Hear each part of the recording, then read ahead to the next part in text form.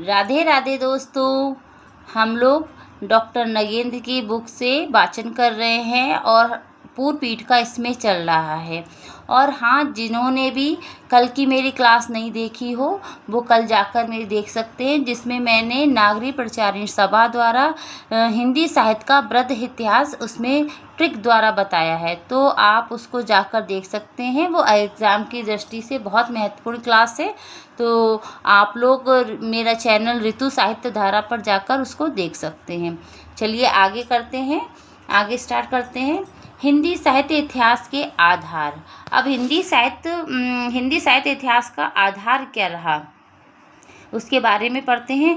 अंत में प्रस्तुत अध्याय की समाप्ति के पूर्व हमें उन स्रोतों व आधारों पर भी दृष्टिपात कर लेना चाहिए जिसमें हिंदी साहित्य इतिहास के लेखन में सहायता ली जाती है। इन्हें हम 5 वर्गों में विभक्त कर सकते हैं। कितने वर्गों में कर सकते हैं? 5 वर्गों में विभक्त कर सकते हैं। पहला क्या है? साहित्यकारों की प्रकाशित व अप्रकाशित रचनाएं। इसमें कौन सी रचनाएं ली गई? साहित्यकारों की जो प्रकाशित भी हुई थी और जो अप्रकाशित भी रही थी रचनाएं, उनको लिया गया। दूसरा क्या था? साहित्यकारों व साहित्यिक रचनाओं का परिचय प्रस्तुत करने वाली कृतियाँ। जो साहित्यकारों की जो रचनाएं थी उनका परिचय जो देती थी, उनकी कृतियाँ भी ली गई। तीसरा क्या था? साहित्य के विभिन्न अंगों, रूपों, धाराओं व प्रवृत्तियों की व्याख्या से संबंधित आलोचनात्मक व अनुसंधान परक ग्रंथ भी लिखे गए। चौथा क्या था?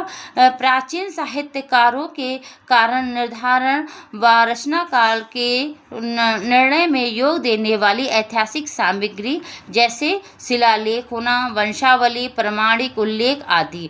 पांचवा, विभिन्न युगों की आंतरिक व बाह्य परिस्थिति व स्थितियों पर प्रकाश डालने वाली सामग्री। ये इनकी 5 आधार थे। उपयुक्त वर्गों पर ये प्रकाश विचार किया जा सकता है। प्रथम वर्ग के अंतर्गत आने वाली प्रकाशित रचनाओं की उपलब्धियों तो विशेष कठिन नहीं है, किंतु अप्रकाशित सामग्री की उपलब्धि अवश्य दुष्कर है। नागरी प्रचारिणी सभा तथा अन्य कई साहित्यिक संस्थाएं इस कार्य में वर्षों से लगी हुई हैं और उनके द्वारा उपलब्ध रचनाओं का विवरण खोज रिपोर्टों पर प्रकाशित होता है। दुर्भाग्य से इस प्रकार के सहस्राधिक रचनाओं आदि अभी तक अप्रकाशित पड़ी हैं। बहुत सी रचनाएं जो हैं अभी भी अप्रकाशित पड़ी हुई हैं। द्वितीय वर्ग की प्राचीन रचनाओं में 252 वैष्णवन की वार्ता, 84 वैष्णवन की वार्ता, भक्तमाल, गुरु ग्रंथ साहिब, भक्त नामावली, कवि माला, कालिदास हजारा, सत्य कवि, गिराबिलास, कवि नामावली, राग सागरोद्भव, राग कल्पद्रुम, श्रृंगार संग्रह आदि उल्लेखनीय हैं। ये इनकी अप्रकाशित रचनाएं हैं। इनका रचना काल 17वीं सदी से लेकर 19वीं सदी के अंत तक का है तथा इनसे प्राचीन और मध्यकालीन कवियों और काव्यों के संबंध में विभिन्न तथ्यों का प्रकाश चलता है।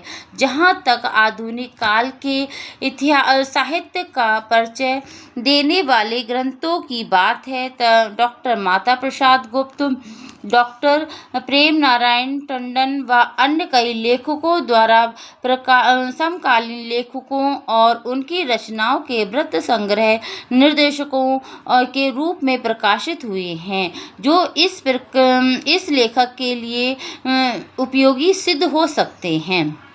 आगे देखिए, काल विभाजन और नामकरण। अब इसका काल विभाजन कैसे हुआ और इसका नामकरण कैसे हुआ? काल विभाजन और विभाजित कालों का नामकरण साहित्य की महत्वपूर्ण समस्याएं हैं। इनके आधार सामान्यतः काल विभाजन और उनके नामकरण इस प्रकार माने गए हैं। नंबर 1, ऐतिहासिक कालक्रम के अनुसार। अब इसका नामकरण ऐतिहासिक कालक्रम के अनुसार कैसे हुआ? आदिकाल, मध्यकाल, संक्रांतिक काल, आधुनिक काल आदि। नंबर 2, शासक और उसके शासन काल के अनुसार। क्या कौन सा लिखा गया है? एलिजाबेथ युग, विक्टोरिया युग, मराठा काल आदि। और नंबर 3, लोकनायक और उनके प्रभाव काल के अनुसार चैतन्य काल, गांधी युग आदि रहे। और नंबर 4, साहित्य नेता एवं उनके प्रभाव परिधि के आधार पर कौन सा लिखा गया? रविंद्र युग और भारतेंद्र युग आदि। नंबर 5, राष्ट्रीय, सामाजिक अथवा सांस्कृतिक घटना या आंदोलन के आधार पर भक्ति काल, पुनर्जागरण काल, सुधार काल, युद्धोत्तर काल और स्वतंत्रता काल आदि है। नंबर 6, साहित्यिक प्रवृत्ति के नाम पर रोमानी युग, रीति काल, छायावाद युग आदि। इसी प्रसंग में ये 6 लिखे गए। और इसी प्रसंग में पहला प्रश्न तो यही है कि इस प्रकार के विभाजन की आवश्यकता क्या है? इसका उत्तर स्पष्ट है और यह भी कि वस्तु के समग्र रूप का दर्शन करने के लिए भी उसके अंगों का ही निरीक्षण करना पड़ता है। हमारी दृष्टि शरीर के विभिन्न अवयवों का अवलोकन करती हुई संपूर्ण व्यक्तित्व का दर्शन करती है। अवयवों को पृथक मानकर उनका निरीक्षण करना खंड दर्शन आदि, किंतु उनको व्यक्तित्व के अंग मानकर देखना समग्र दर्शन है। और यही सहज विधि है, क्योंकि निरअवयवी रूप का दर्शन करना अपने आप में कठिन है। इसके अतिरिक्त जीवन या साहित्य को अखंड प्रवाह रूप मानने पर भी इस बात से तो इनकार नहीं किया जा सकता कि उसमें समय समय पर दिशा परिवर्तन और रूप परिवर्तन होता रहता है।